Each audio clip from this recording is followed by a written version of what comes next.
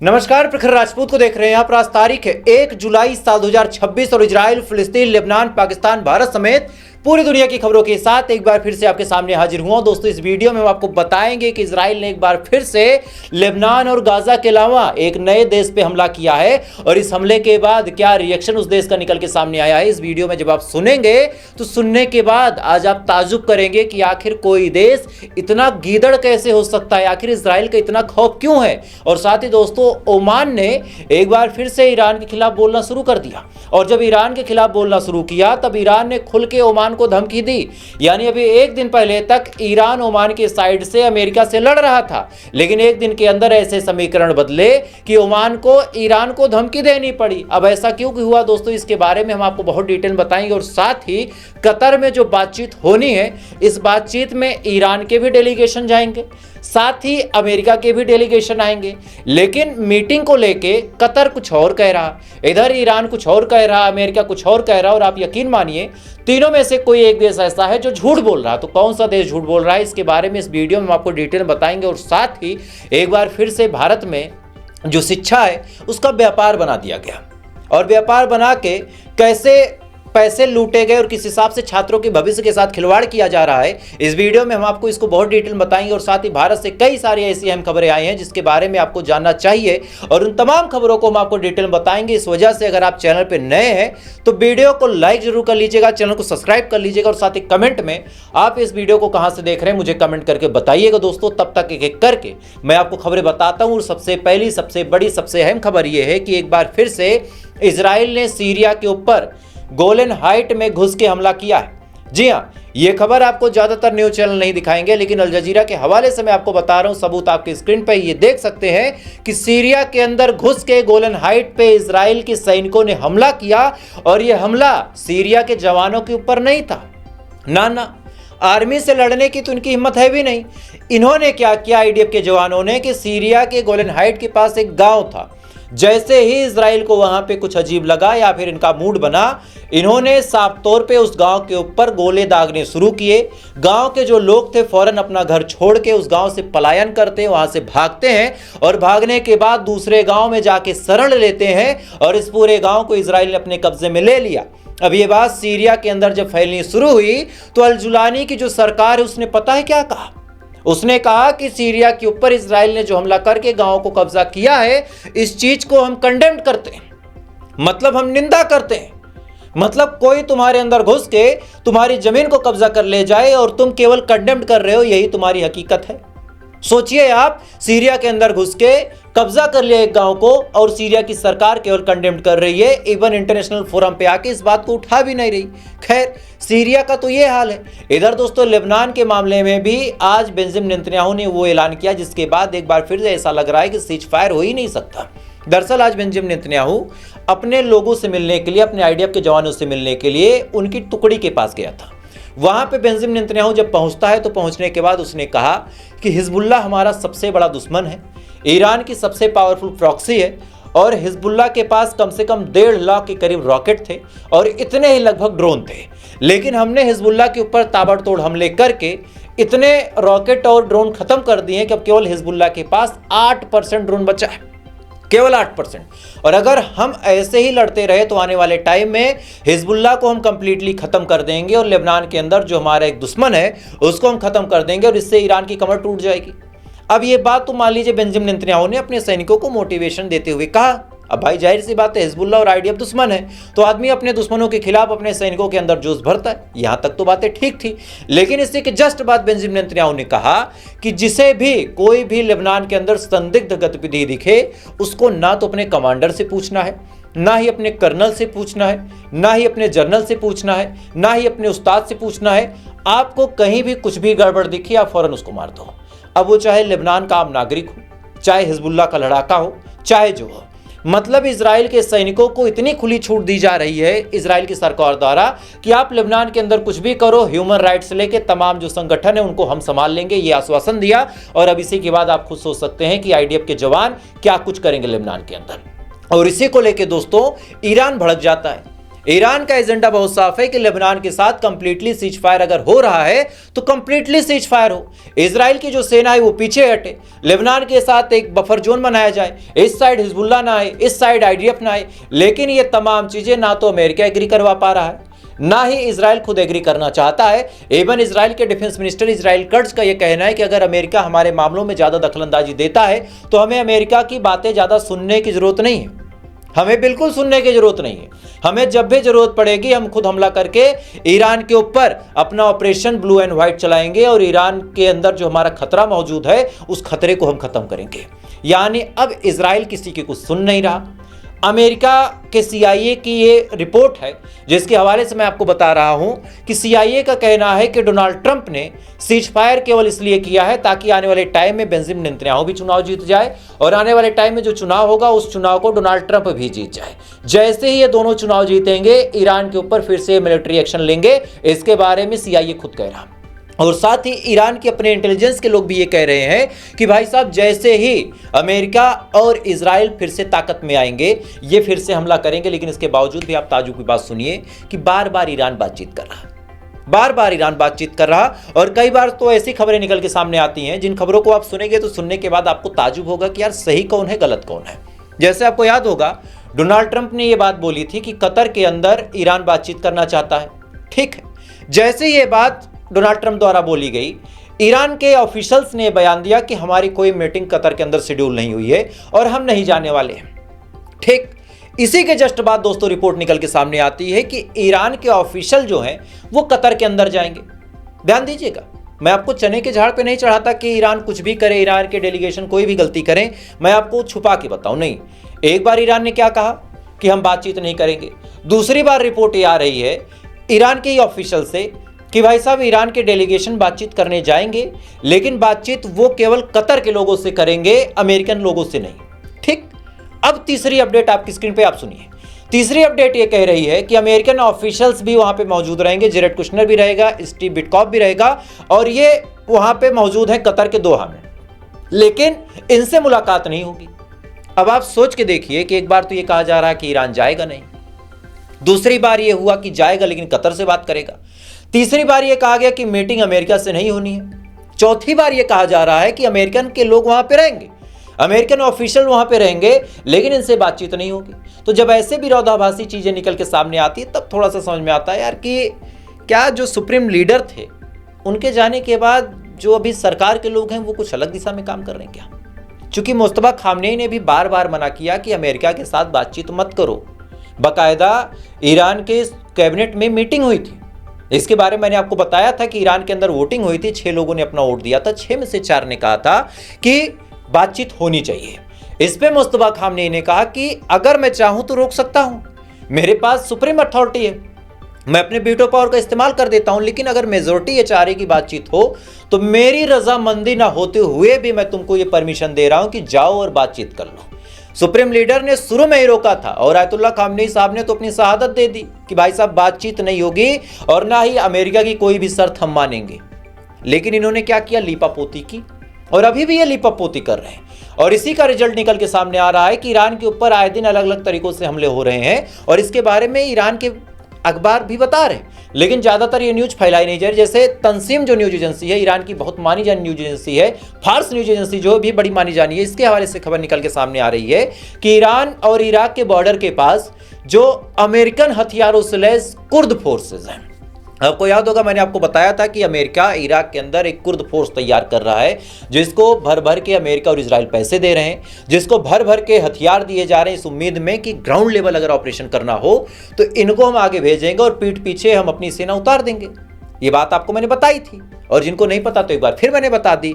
खबर ये है, स्क्रीन पे आप देख सकते हैं हिंदी के बड़े बड़े अक्षरों में लिखा है और नीचे अगर आप सोर्स देखेंगे तो तंसीब न्यूज, फार्स न्यूज, अलग अलग जगहों से ये खबर कंफर्म भी हुई है कि IRGC और अमेरिकन हथियारों से लैस जो कुर्द फोर्सेस थी उनके बीच झड़प हुई है और 2 जगहों पर झड़प हुई है और इसमें 4 IRGC के जवान मारे गए, 4 IRGC के जवान मारे गए हैं, लेकिन इसके बारे में कहीं कोई बात नहीं हो रही।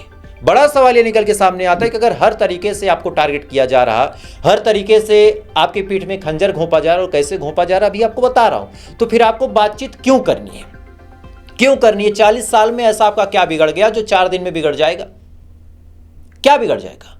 लेकिन ये बार बार लिपापोती करने की जो अभी आदत है, जो डेलीगेशन बार बार पहुंच जाते हैं बातचीत करने के लिए, यही वजह है कि अमेरिका इनके ऊपर हावी होने की कोशिश करता है। अगली रिपोर्ट सुनिए। कुछ टाइम पहले तक ओमान ईरान के साथ कंप्लीटली खड़ा था। ओमान बार बार कह रहा था कि सुप्रीम लीडर की शहादत पे हमें दुख हुआ, हमारी आंखों में आंसू थे। बीच में ओमान ने कहा कि देखो हमारा समुद्र का इलाका गंदा होता है, हम उस पर टैक्स लगाएंगे, हम सेंसन्स लगाएंगे, तमाम तरह की बातें ओमान ने बोली और खासकर वो बातें बोली जो बातें ईरान बोलता है। इसी के जस्ट बाद मैंने आपको कल भी बताया था और अभी आपको सुना भी दे रहा हूं कि डोनाल्ड ट्रंप से जब पूछा गया कि ओमान तो आपका दोस्त है लेकिन वो तो ईरान की बोली बोल रहा है, तो इस पर डोनाल्ड ट्रंप ने कहा कि अगर उसने स्टेट ऑफ हार्मोज पे टैक्स लगाया तो हम उसके ऊपर एक्शन लेंगे। क्या कुछ कहा, थोड़ा सा सुने आप। That happening over a period of time. No, the strait's going to be open to everybody. And who would control It's it? international waters. Nobody's going to control it. We're going to watch over it. We'll watch over it, but nobody's going to control it. That's part of the negotiation that we have. They would like to control it. Nobody's going to control it. It's international waters, and Oman will behave just like everybody else, so we'll have to blow them up. They understand that. They'll be fine. इस video में आप साफ तौर पे सुन सकते हैं कि Donald Trump ने साफ तौर पे कहा कि हम ईरान के साथ मिलके, अगर ईरान के साथ मिलके ओमान कोई ऐसी बात बोलता है जो हमें नहीं पसंद आती स्टेट ऑफ हार्मोज को लेके, तो हम ओमान के ऊपर मिलिट्री एक्शन लेंगे। और जैसे ही ये धमकी दी गई, ईरान ने फौरन ओमान का साइड लिया था, लेकिन फौरन ओमान यूं पलट गया और ओमान ने कहा कि स्टेट ऑफ हार्मोज पे हम कोई टैक्स नहीं लगाएंगे। अब ये बात जैसे ही ओमान ने बोली, ईरान के तो पैरों तले जमीन खिसक गई। क्यों, मैं आपको समझाता हूं। ये बीच का समुद्र का रास्ता है, एक साइड ईरान है, एक साइड ओमान है, ठीक है।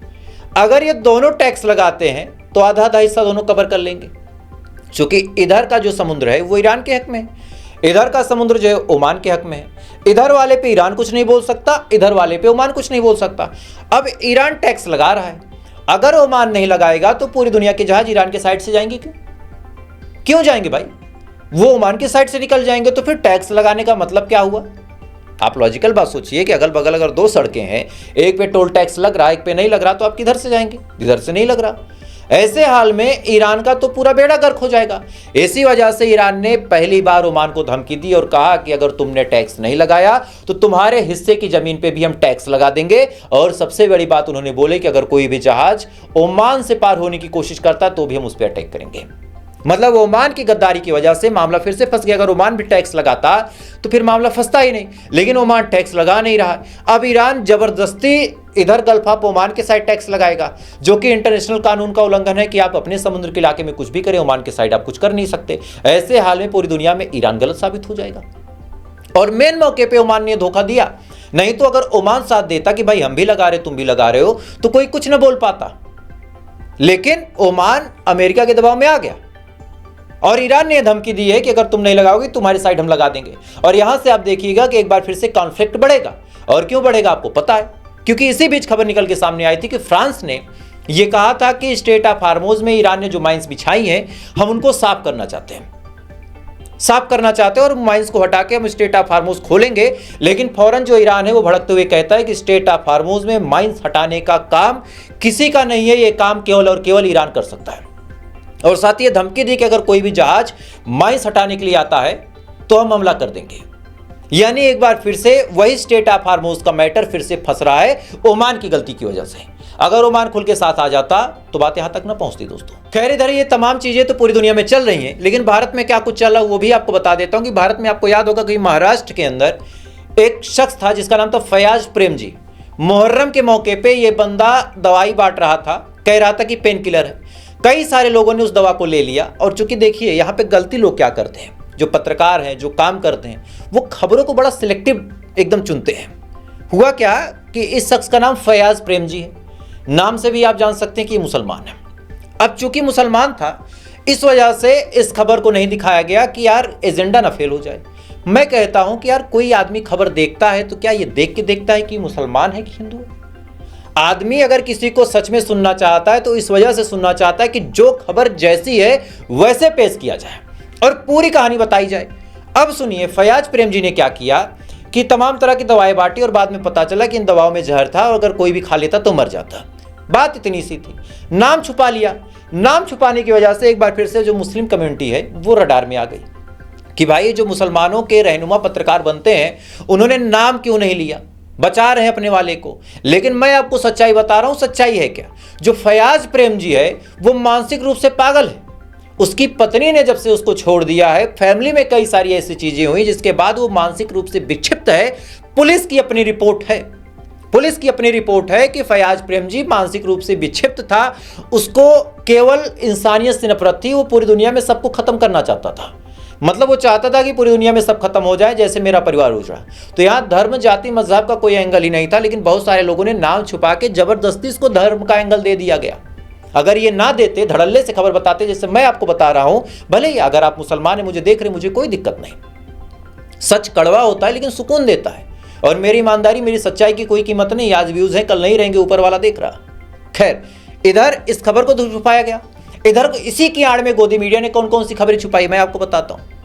राजस्थान की राजधानी है जयपुर, और जयपुर में पैरामेडिक्स का एग्जाम होना था।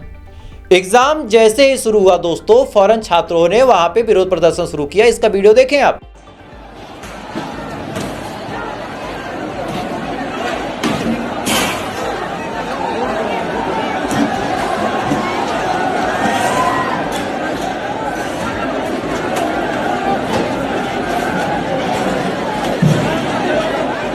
इस वीडियो में आप साफ तौर पे देख सकते हैं कि इतने इंटेंस लेवल पे प्रोटेस्ट हो रहा है। अब क्यों हो रहा है, कारण जानिए।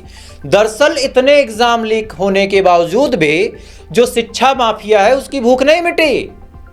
उसने सौदा किया 5.5 लाख रुपए में 45 बच्चों को पार कराने का। कहा कि 5.5 लाख रुपए इकट्ठा करके दो, एक कमरे में बैठाऊंगा, नकल कराऊंगा, बढ़िया से पास करा दूंगा। अब जिन बच्चों ने दे दिया उनका तो भला हो गया, जो बच्चे बेचारे नहीं दे पाए उनके ऊपर सख्ती करके उनको दूसरे कमरे में बैठा दिया। अब ये बच्चे बेचारे भड़क गए। भड़कने के बाद इन्होंने प्रोटेस्ट करना शुरू किया, तब ये खबर निकल के सामने आई। अदरवाइज ये खबर निकल के सामने ही ना आती ही नहीं। इस खबर को दबा दिया जाता। वो तो मेरे पास वीडियो था तो सबूतों के साथ मैंने आपको दिखाया। खैर दोस्तों, इधर ये तमाम चीज चल रही है। इधर आपने इस बीच नया मामला सुना होगा एथेनॉल को लेके। एथेनॉल की कहानी बस इतनी सी है, मैं आपको थोड़ा सा बता दूं। एथेनॉल होती है शराब, क्लियर जान लीजिए। फॉर्मूला अगर आप देखेंगे CH3CH2OH, मतलब CH3CH2OH, एथिल एल्कोहल, और इसी को कहा जाता है एथेनॉल। जो केमिस्ट्री 12th में पढ़ रहे होंगे उनको पता होगा। अब एथेनॉल होती है शराब, और शराब में भी वही प्रॉपर्टी होती है जो लगभग पेट्रोल में होती है। दोनों जलाने में बढ़िया काम करते हैं। शराब क्या करती है कि जलाने में बढ़िया काम करती है। तो सरकार के दिमाग में चुल्लू मची कि क्यों ना एक काम करें, पेट्रोल ले लें 80%, 20% उसमें एथेनॉल मिला दें। एथेनॉल मिलाने के बाद क्या होगा कि पेट्रोल बढ़िया जलेगा, गाड़ी बढ़िया एवरेज देगी। लेकिन कहानी तब दिक्कत में आई। वैसे प्रोजेक्ट 2003 से चल रहा है, 2003 से। लेकिन दिक्कत तब हुई दोस्तों कि भाई गाड़ी को ईंधन तो हमने वो दिया एथेनॉल वाला, इंजन उस कैपेबल का नहीं है, इंजन में वो क्षमता ही नहीं है। तो इंजन सीज होने लगा, उसकी जो एवरेज थी वो घटने लगी।